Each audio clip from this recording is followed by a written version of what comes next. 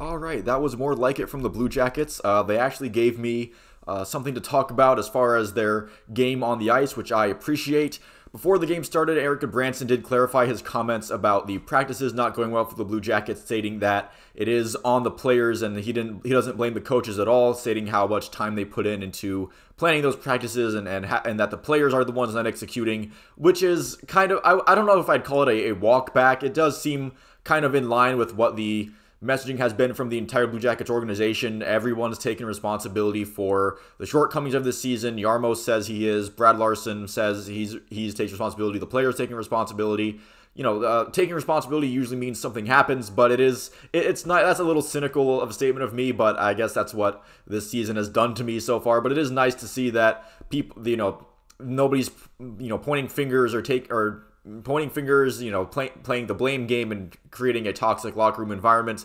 I wonder how much this clarification was brought on by coaches themselves, but that's just speculation and innuendo at this point. As far as the game itself, it was Korpisalo against Markstrom in net for the Flames. Early on in the game, Jack Roslovic finding Patrick Laine streaking for a one-on-one goal that he beats Markstrom on. Chinakhov also getting an assist on that goal. That Roslovic-Chinakhov-Laine line that Lars is kind of toyed with a bit in the past, and as far as like maybe getting that change within a game, they actually started out with this and kept it going throughout. That line did look pretty dominant at times in the first period. They definitely maintained some offensive zone time. Jack Roslovic and Patrick Laine did have some good chemistry going late last season, so maybe this is a way to try to get Jack Roslovic's game going, and maybe if that line can start to click, then maybe they can have a nice little scoring, secondary scoring second line, obviously with Jenner and Nyquist and Goudreau on the top line. That line, for playing that as the top line, has looked good before this season, so maybe you can have two lines that actually are decent scoring threats as the season moves forward. The Blue Jackets up 1-0 early into the game, but I think it was only a minute and 2 seconds into the game. Early to start this game, Markstrom was all over the place, but the Jackets were unable to capitalize. It's a little bit on the Flames being very good at kind of making the Jackets not have that much time to have a great opportunity to shoot at an open net, but also the Jackets also missing on some opportunities. I'm specifically thinking about Chinakhov missing on what looked like a wide open empty cage for him, but maybe the Calgary defender's stick got in the way just a little bit at the very last second. Blue Jackets also getting a lot of odd man rushes that they're not able to bury. So the Blue Jackets, they did get outshot in the first period, but honestly, watching the game, it looked like they were getting much better opportunities and that the Flames, their shots weren't exactly very dangerous. They weren't that high danger chances that the Blue Jackets were kind of getting. I was actually a little disappointed that the Blue Jackets only were able to get one goal out of that period. It looks like they had opportunities to maybe get more and really end this game before it even started. However, Markstrom, again, he was solid. The Calgary defense did a good job of bailing out Markstrom when he was flailing out of his own net and kind of playing catch-up there. This period reminded me of kind of a 2019-2020 effort when Torts was there and after everybody had left, and when the Jackets would get outshot in nearly every game, but their emphasis was that the shots that they would allow wouldn't be very high danger, and shots that the goalies could easily see and hopefully save. Before I get into the second period, I just want to mention that there were a ton of penalties committed by both teams. The refs definitely not afraid to send people to the box in this game. However, that did not result in any power play goals. So both teams can say that their penalty kill was great. On the flip side, they kind of have to look at their power play and reevaluate what's going on there. The sunny side up, interpretation of that is like, well, the penalty kill was great. The pessimist point of view would be that the power play was awful, as it has been for the Blue Jackets throughout the entire season. It's probably a good mix of both when there's so many power play chances but there's no goals. It's probably both the penalty kills for the teams had a really good effort, and also some of the power plays being a bit stagnant and not that great.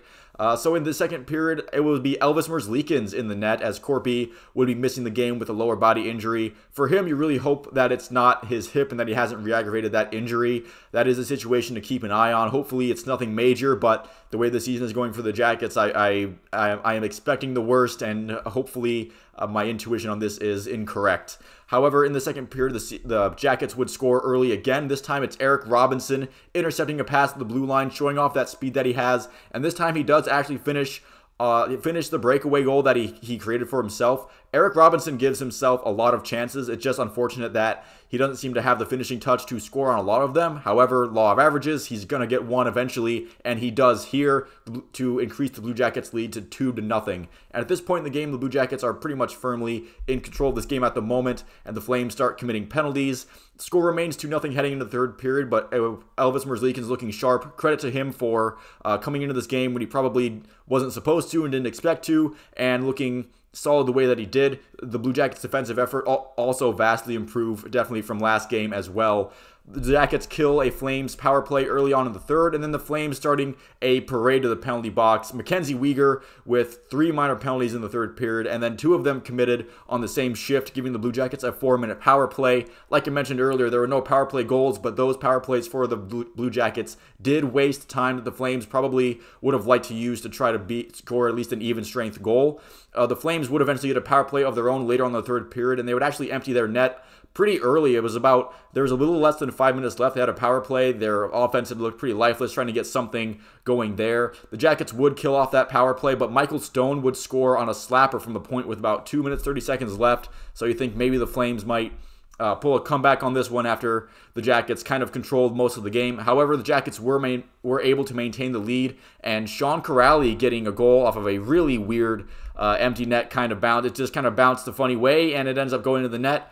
Good for Sean Kuraly, and that kind of secures the Blue Jackets' final score of 3-1 there. Does this game fix everything that I think is wrong with the Blue Jackets? No. Again, their power play had a ton of chances and absolutely no goals to show for it. Is the defense permanently fixed? Probably not. It seemed Calgary was not great offensively in this game. Maybe they caught Calgary sleeping a little bit, but you can only play against who you're playing against, and the defensive effort was good for this game.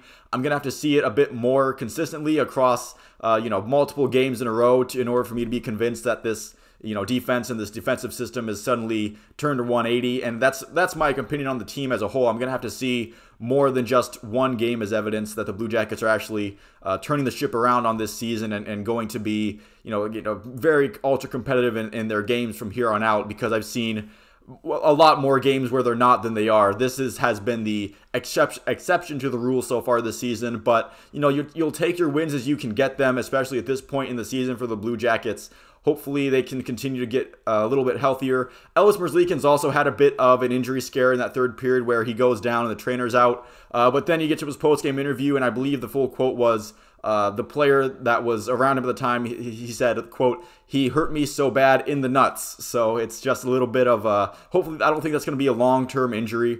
I don't think Elvis is going to miss 3 to 4 weeks because his ball sack hurts or anything. So that'll be good for him. And I guess, hopefully he heals up, gets an ice pack on that thing. And hopefully he's ready to go if they need him, depending on how long this injury for Korpisalo lasts. Maybe that's just a precautionary that they're keeping him out of the game. Who knows? Maybe we'll see Daniil Tarasov back up in a CBJ uniform sooner rather than later. But, this was a good game, but I'm going to have to see more of these kind of efforts for the Blue Jackets in order to have any actual long-term hope for this season in general. So thank you for watching. If you made it this far, please feel free to leave a like and a subscribe if you enjoyed the video and you'd like to see more like it. Let me know if you have something to say down in the comments below. I will see you at the next one.